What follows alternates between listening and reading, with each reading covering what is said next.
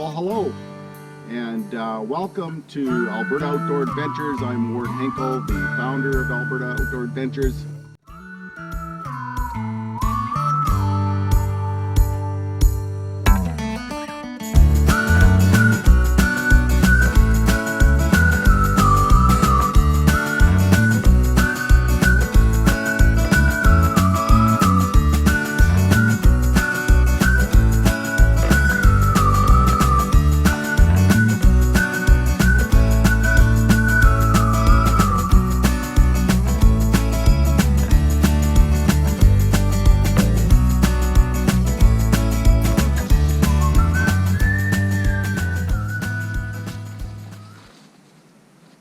Well, hello, and welcome to Alberta Outdoor Adventures. I am Ward Henkel, and this is my YouTube channel. Today I want to feature a product called the hunting flag, or the hunting marker.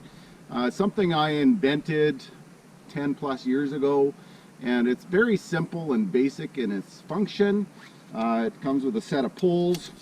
You simply unfold the poles, stick it in the ground, put the flag on the pole, and now you have a hunting marker. So other than the basic functional obvious purpose of the flag, it does have a lot of other features that we just normally don't think about, and why we would want to own one of these.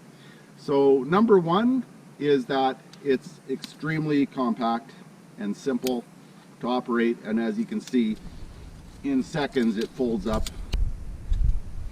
So here in Alberta, we do not have any requirements to wear blaze orange when we hunt. Good idea, but most people that we see out there are just wearing full camo, and they're walking around, and you know, generally nobody's getting shot, which is a really good thing. But where I've found more secure is when I'm out field dressing an animal and I come up to the animal and it's laying dead, and I'm now pulling my jacket off. Even if I have blaze orange, I'm pulling that off because I don't want to get blood on it. I'm in my normal shirt. I am typically hunched over the animal like this, and from 200-300 yards away, maybe near the end of the night where there's maybe half an hour of shootable light left, I could look a lot like a deer. I hate to say it, but there's a few people out there that are drinking throughout the day. It's pretty risky. So what I do is, before I field dress an animal, I simply put my marker up. And now when I'm bending over with an animal field dressing, I have the marker. Nobody in their right mind is going to shoot when they see blaze orange. What we're going to do next is going to be a little bit of reenactment of where you may feel a little insecure without some type of blaze orange.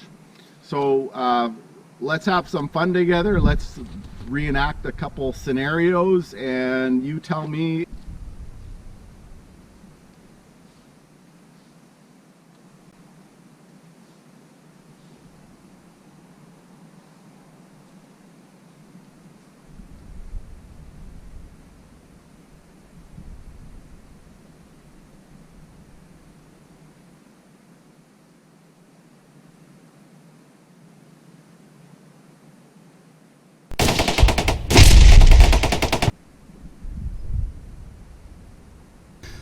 Okay, guys and gals, let me show you what I seen.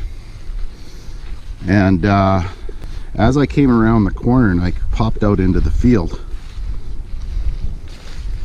and I panned over, I saw that. Now you tell me, you know, let's say that buck had a little bit bigger antlers. Which one of you guys would have shot? Either the doe for your supplemental tag, or the buck for your general tag.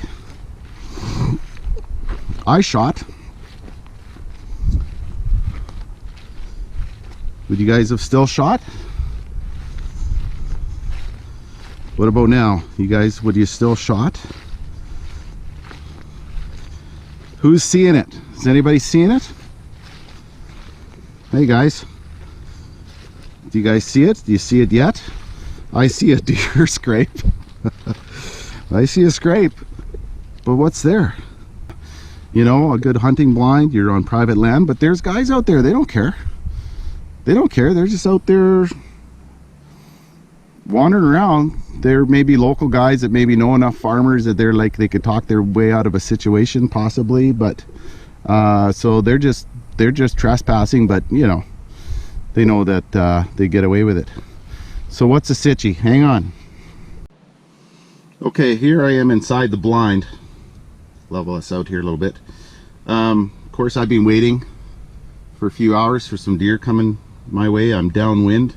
Everything's good. I'm looking for, you know, I've got a draw in here for a muley buck later this year. So I really don't, I'm not interested in a little deer.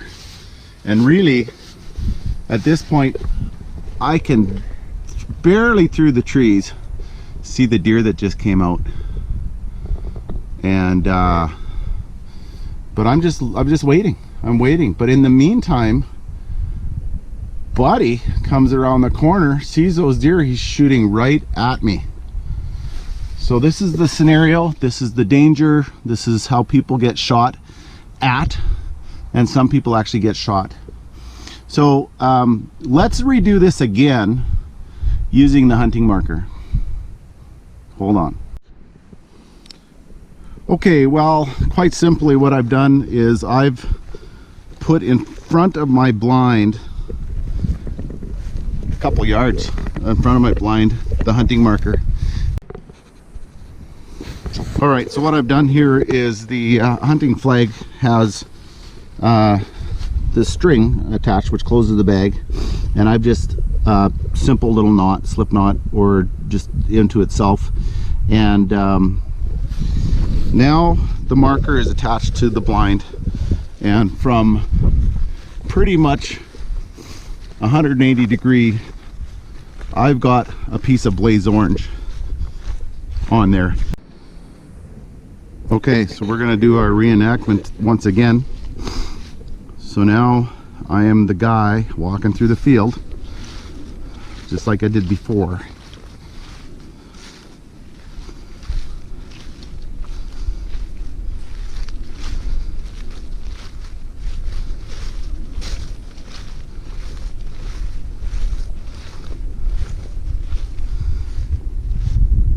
Okay, now remember, more than likely you got a scope, but what do we see in the background? We see a blaze orange. It's not huge because we don't want to stand out for the animals, but I think soon as we see that blaze orange, we're gonna hesitate and just maybe zoom in on that blaze orange just for a second before we pull the trigger. That's the difference between life and death. Maybe you're in the blind with your kid or your wife. You know, I don't know. What's it worth to you guys? What do you guys think?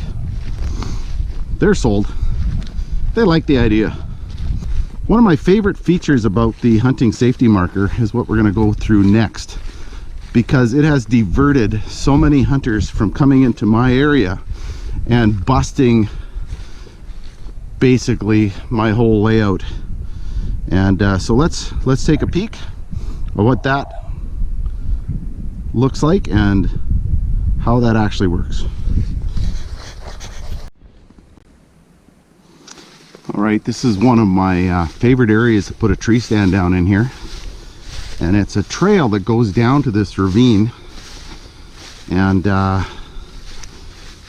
it goes into the hayfield, which is surrounded by ravines. Just a total sweet spot. So, but anyways, back to this cut line. It's a property that we own out here by Thorsby, Alberta. Deer like crazy out here. It's nuts. I've got moose track, moose poop. I have elk track and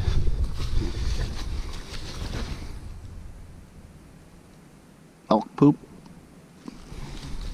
And I have mule deer in here, white-tailed deer, everything. It's an awesome trail. And it's just a great place to put the tree stand in here. And snafugle a buckaroo. The problem is that when people are walking around here in the hunting season, they walk down this trail, they have no clue, just like I just walked in, they have no clue that I'm hunting in here. In the meantime, they're sneaking through here right underneath my stand, and then it's a confrontation. It's the question about permission, there's talking voices. Usually 99% of the time after that happens, you will not see a single animal because they are long gone and you just spent 2.5 hours in a tree stand for no reason. So let me show how we can prevent that from happening. Going back to my trail. Now picture I'm a hunter. I'm gonna walk down this trail being all Elmer Fuddish sneaky, and then boom, what? It's this flag. So I'm gonna come here to the entrance of the bush. I'm gonna go, oh, hunter in area. I now know that there's a hunter in here. And if I'm quadding and I see this, same thing. I'm gonna just turn around and if I'm a couple 100 yards or 100 yards down from this sign, I'm gonna have no disturbance to the deer that are coming up into this field. And this little $20 sign just saved me hours of sitting in a tree stand for nothing. All right, well, we just want to go through the product line. We have hunter in area, and we also have bear hunter in area. If you're a bear hunter, a lot of times you have to put your certificate number in on your marked area, because you're supposed to mark your area in a lot of different states and provinces. If you've got bear bait out, so we've got both. And just by the way, this is seriously rugged product. It's like it's extremely thick. Like you would have a hard time, you'd never push a nail through it. Like it's not a plasticky material at all. It is heavy material. All right, well, it's Ward here saying goodbye. It's been a pleasure sharing this amazing product that I invented, and we're going to be getting the website up and going again. Be a little more official down the road, huntingsafetyproducts.com. And so we have the two markers, the bear hunting and area marker and the hunting area marker. I think it's worth it, guys and gals. It's safety first, but you're not going overboard, and you can still wear your Blaze Orange camo and still be rednecks. So hats off to you. Appreciate you watching, and I hope you enjoyed the presentation.